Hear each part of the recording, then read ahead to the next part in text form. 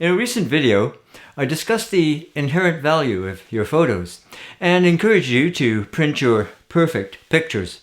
I'll link that video at the end of this one. But in this video, I want to talk about making sure those prints live long and prosper, apply first aid if they've seen better days, and general best practices when it comes to taking care of those treasured images.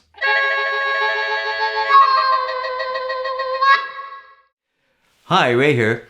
I have hundreds of silver gelatin prints stored in various ways in plastic sleeves, casually tossed in old paper boxes, some in proper conservation boxes, though again, kind of haphazardly, more in my filing cabinets. Though there's still some of my commercial work in this archive, most is my personal work now, and I'm pretty confident in their archival quality, how stable the images will be over time, especially if they're marked as selenium toned on the back. Toning with various inert metals coated the silver and made them more resilient, less likely to react with atmospheric pollutants. Modern medicine has, over the last 2 decades, been in large part responsible for my preservation.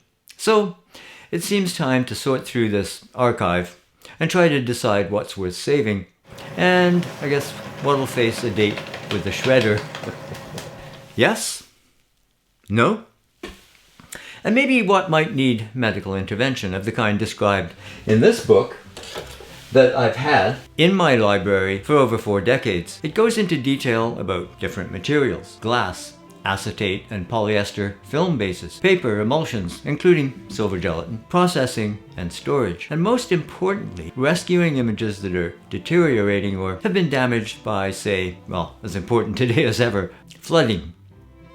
And this forgotten note: my whole archival process for silver prints on the back of a recipe for a kind of special sauce hypo-eliminator to neutralize the remnants of fixing agents, right down to the retail sources for the raw concentrated ammonia in this recipe in Vancouver.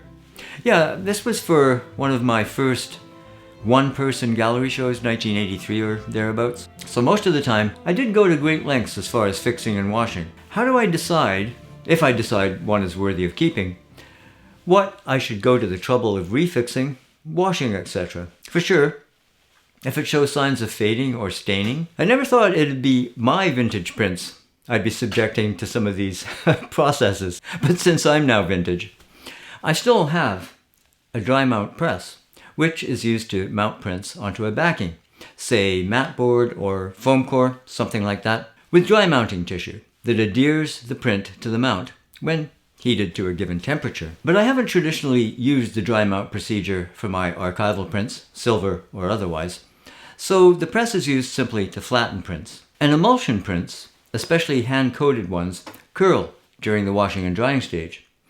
Most of these prints will need to be flattened before putting them in protective sleeves, the kind I use with all my prints, or matted and framed. These presses don't come cheap, even today. Luckily, this one was given to me by a friend. It came from his framing shop and gallery when he closed it down. And it's been gathering dust in my garage/studio for about 5 years, taking up space. So finally last week, I bought a cabinet to support it and store prints and whatnot. These things are damn heavy, so getting it up to the second floor room here was a pain, which I'm still feeling in my back actually.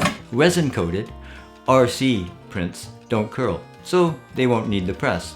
But they aren't as archival as fiber-based to begin with, though they've survived going on 4 decades in these boxes, which can't be considered archival. They contain lignin, like all cardboard, that can negatively affect the image, particularly the emulsion that forms the image in these vintage silver prints. In this age of digital photography, where few photographs actually make it to prints, I'd like to use this video to advocate not only to make or have prints made, but to consider if your vintage prints, maybe those you've inherited, if they need help. If they're C prints and they faded, you might need to consider having them reproduced and reprinted with an inkjet printer. That might be a subject for another video, I guess. Let me know in the comments if you'd like me to cover that process.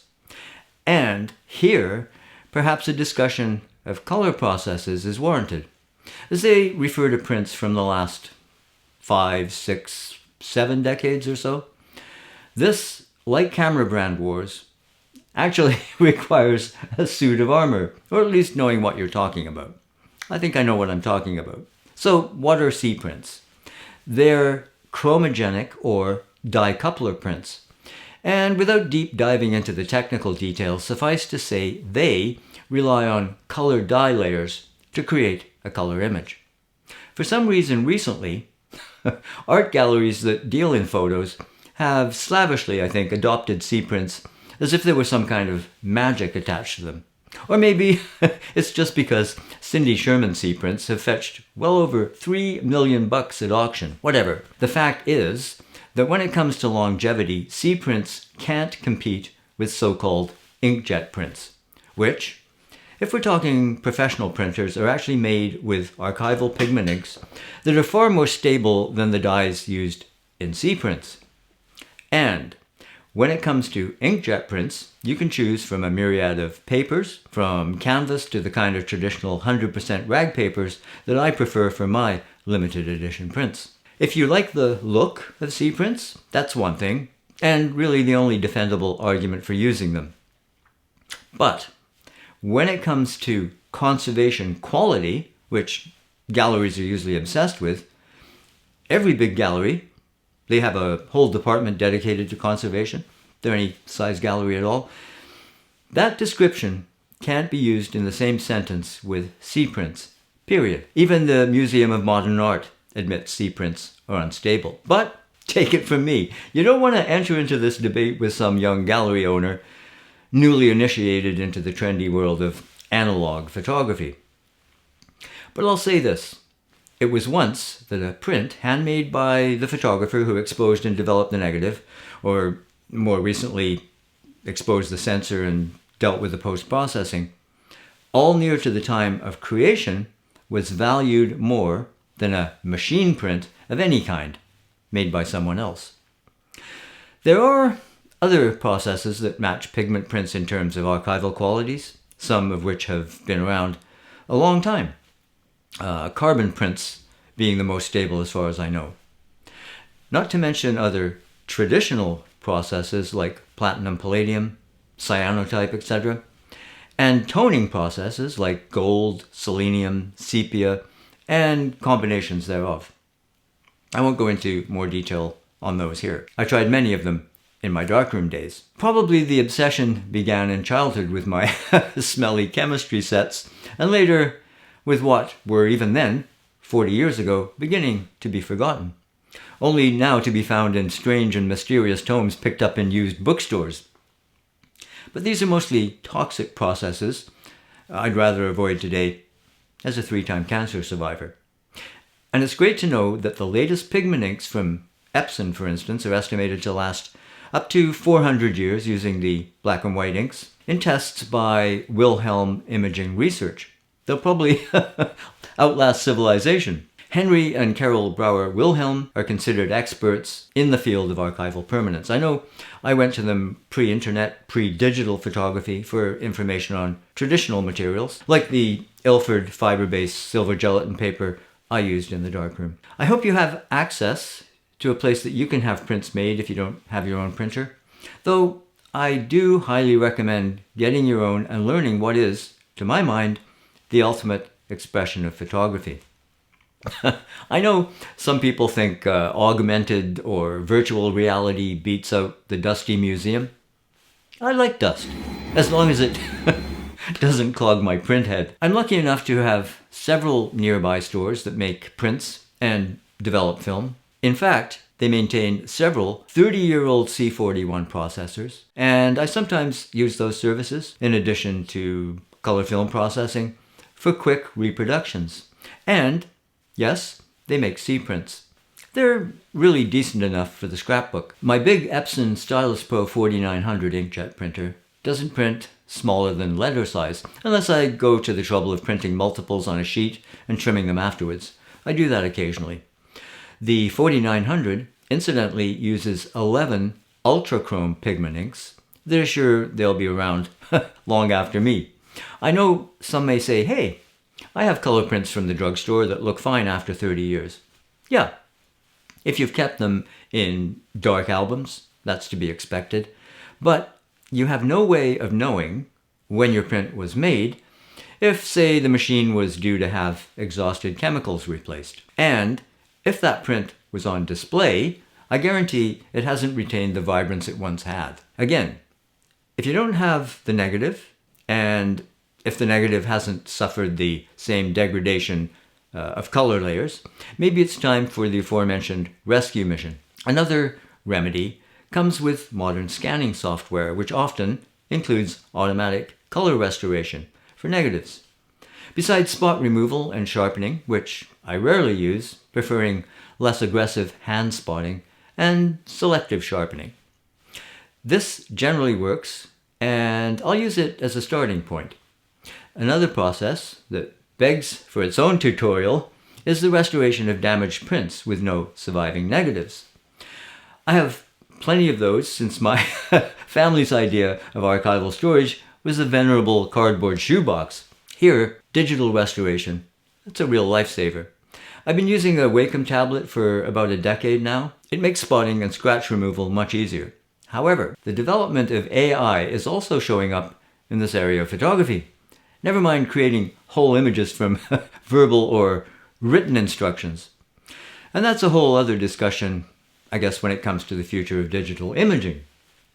The latest Photoshop versions have expanded this into so-called neural filters. Version 24.2400 has taken this from the beta version to the neural filter list within the app. And this iteration is pretty impressive. I'd love to see them make a filter that, speaking of scanning old prints, could eliminate the kind of alligator skin effect from those awful papers used to print so many of our photos 4 or 5 decades back. I've made this point many times on this channel.